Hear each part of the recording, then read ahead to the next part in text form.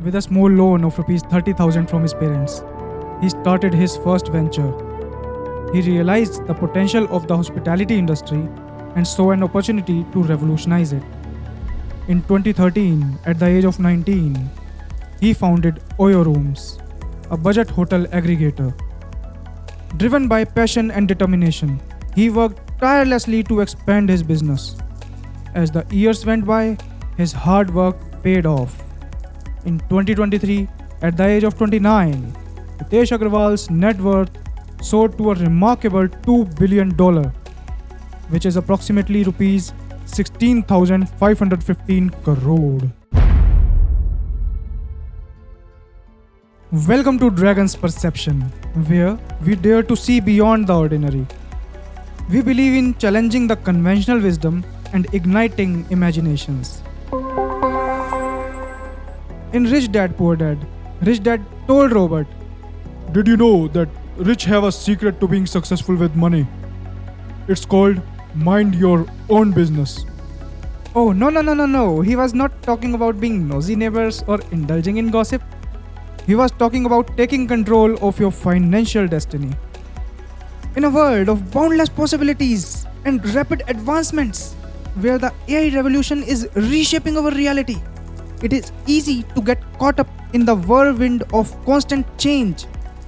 Every day, new AI tools are emerging, technologies are evolving, and breakthroughs are astonishing us. It seems like there is always something happening, something to learn, something to explore. But amidst this relentless progress, there is one timeless principle that remains as important as ever: minding your own business. You see, many people spend their whole lives working for someone else and face financial difficulties because of it. And they might not have much to show for it in the end. But if you learn to mind your own business, you can avoid financial struggles and have something to be proud of when you grow up. Most people tend to focus solely on how much money they make regularly. Meanwhile, the wealthy pay more attention to the things they own that bring them value, like investments or businesses. We should know that some things we buy, like fancy clothes or the fancy gadgets, don't really help us grow our money. But if you invest in things that can make money for you, like a piece of land, you can become even richer. Real assets are things that are valuable and can make you money. They can be grouped into different categories, such as businesses that are managed by others and don't require your presence, stocks, which represent ownership in a company, bonds, which are like loans to companies or governments, income generating real estate, such as properties that provide rental income, royalties from intellectual property like music, script, or patents. Anything else that has value, makes money, appreciates in worth, and can be easily bought or sold. Rich Dad taught Robert to start getting things that he truly enjoyed and valued. He said, If you don't have love for it, you won't feel motivated to take good care of it. In other words, it's important to invest in assets that bring you joy and passion, as that will inspire you to nurture and protect them. You know, life can sometimes feel tough when you have a different mindset than what is considered normal. For instance, let's look at the mindset of an employee versus that of an entrepreneur. In the employee mindset, people generally seek stability and security by working for someone else. However, if you have an entrepreneurial mindset, you might have a strong desire to create your own business or pursue innovative ideas. You might be willing to take risks, invest in your own ventures, and embrace the uncertainties that come with entrepreneurship. Being different can be tough in a world that prefers everyone to be the same. But remember, it's okay to be different. While you continue working on your regular job, focus on acquiring things that will grow your wealth instead of things that drain your money. Mind your own business. Imagine it like this. When you invest an amount into your asset column, it starts working on your behalf, just like a helpful employee would. It has the potential to grow and make more money for you over time. When you buy a luxury item using credit, you might start to feel unhappy about it in the future because the debt that comes with it becomes a big financial problem. For example, as soon as you purchase a brand new car and take it for a drive, its value immediately decreases by approximately 25% of the amount you paid for it. This means you lose a significant portion of your investment right from the start. It is important to manage your expenses wisely, avoid taking on unnecessary debts, and actively work on acquiring valuable assets. By doing so, you create a solid foundation for yourself. True luxury comes as a well-deserved reward when you invest in and develop real assets that hold significant value. Rich Dad emphasizes that True wealth is not measured solely by the size of one's paycheck, but by the ability to generate passive income and build a robust asset column. We should realize that financial education is the cornerstone of long-term prosperity. Rich Dad was successful because he knew how to play the game strategically. He achieved this by utilizing corporations, which is a major secret of the wealthy. We will talk in detail about this. First, let's have a look at this.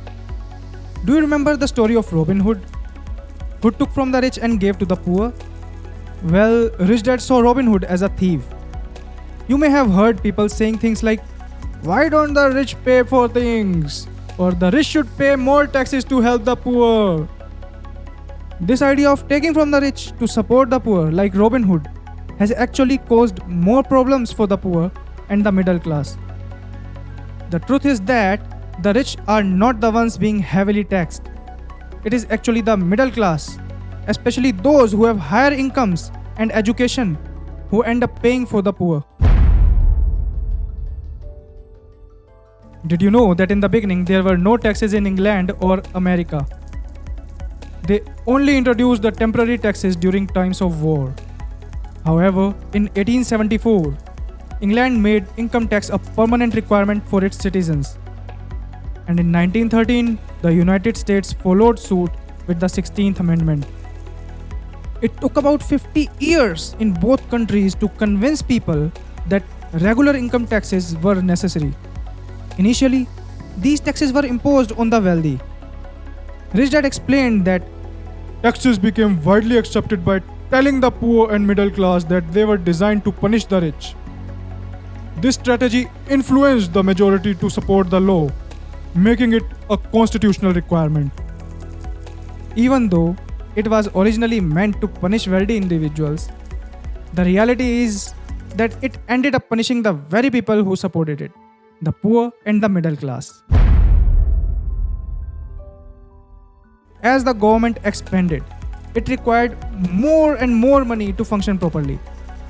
This led to taxes being imposed on the middle class and gradually trickling to even lower income levels.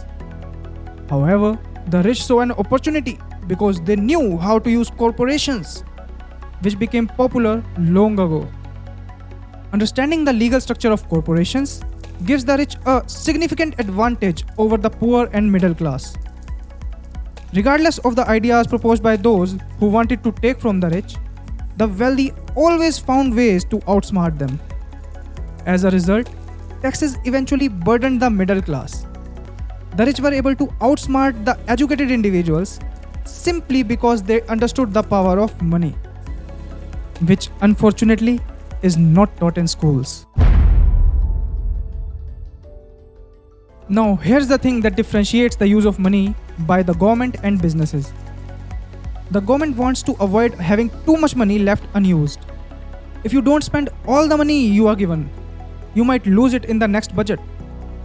Unfortunately, being efficient and saving money is not appreciated in the government system. On the other hand, in the business world, having extra money and being efficient is highly valued and celebrated. However, as government spending kept increasing, there was a greater need for money. So, they adjusted their plan to include taxing not only the rich, but also lower income individuals, the very people who initially supported this idea. My friends, corporation is not a physical thing like a building or a factory. It is actually just a special set of papers and documents that are kept in a file folder in a lawyer's office and registered with the government. The purpose of a corporation is to provide legal protection for the wealth of the rich. It became popular because the tax rate for the corporation is lower than that for individual. If someone is rich and they form a corporation, they might have to pay less in taxes. Did you know that a corporation can do things that regular employees can't? One cool thing is that corporation can pay for its expenses before paying taxes. It is like a secret power that rich people use to save money. Let me explain it in a fun way. Imagine you have your own corporation. When you go on a vacation to Europe, you can call it a board meeting and your company will pay for it. You can also use company money to pay for things like car payments, insurance, repairs, and even your membership at a health club. Some of the meals you eat at restaurants can also be paid for by the company. Isn't that cool? But don't worry, it is all done legally. If you have a steady job and don't understand much about money, it can feel like you are trapped. Did you know that on an average, people work for about 4 to 5 months just to pay their taxes? That seems like a really long time to me. The more you work, the more money you end up giving to the government.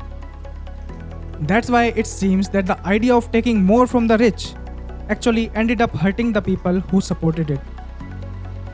Whenever people try to make the rich pay more, the rich don't just give up. They do something about it. They hire really smart lawyers and accountants who know a lot about money and laws.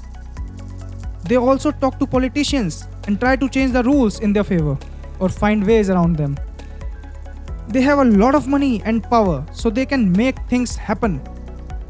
It is not fair that we have to work from January to April just to pay our taxes because of this. Poor dad didn't fight back, and even rich dad didn't fight openly.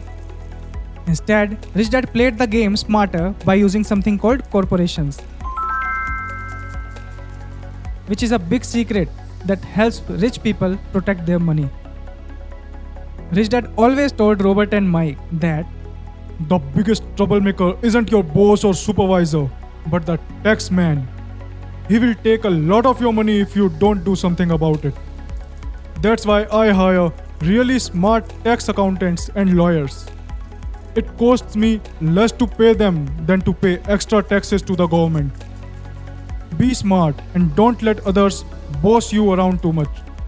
It is costly to not know the rules. If you know you are right, you won't be scared to stand up for yourself. Robert's well-educated dad always told him to get a good job in a big company, play by the rules and work your way up. But rich dad had a different idea. He said, Why not be the owner of the company and make the rules? each thing in your asset column is like a valuable worker. It works hard to make more money and help the boss buy fancy things like a new BMW, Mercedes, or whatever car you like. Being smart about money is like having a superpower that comes from knowing 4 important things. First, accounting. This is about being able to understand numbers. Financial literacy means you can read and understand papers that show how well a business is doing. Second, investing. It's like a science of making money with your money. You learn how to make your money grow by making smart investments. Third, understanding markets. This is like a secret code of how supply and demand works. It helps you know what people want and make good choices when buying or selling things. Fourth, the law. If you understand the tax benefits and legal protections that come with having a corporation, you can become rich faster than someone who is just an employee or has a small business of their own. Now, here is something interesting. When someone wants to sue a rich person, they often find out that the person doesn't actually own much. They control a lot of things, but legally, they don't own them. On the other hand, regular people like us try to own everything and sometimes end up losing it to the government or to the people who sue us. If you dream of becoming wealthy, having a combination of these skills will greatly enhance your understanding of money and how to make it grow. On our journey to become financially independent, we might feel scared and unsure of ourselves. But it is important to face those feelings and be brave enough to take action. Remember, dragons are fearless creatures. They take smart risks, learn from their mistakes, and keep going even when things are tough. By thinking like dragons, we can overcome our fears, try new things, and move closer to being financially independent. To escape the same old routine, we need to change how we think, learn about money, save up, and take big steps toward our goals. This will help us unlock our full potential and reach our dreams. If you liked this episode, you can join Dragon's Perception by subscribing it. It will keep you updated with our latest episodes and you will gain insights on how to live a life filled with good things. Don't forget to like, subscribe, share, and leave comments to tell us how we are making a positive difference in your life. Let's work together to achieve great things.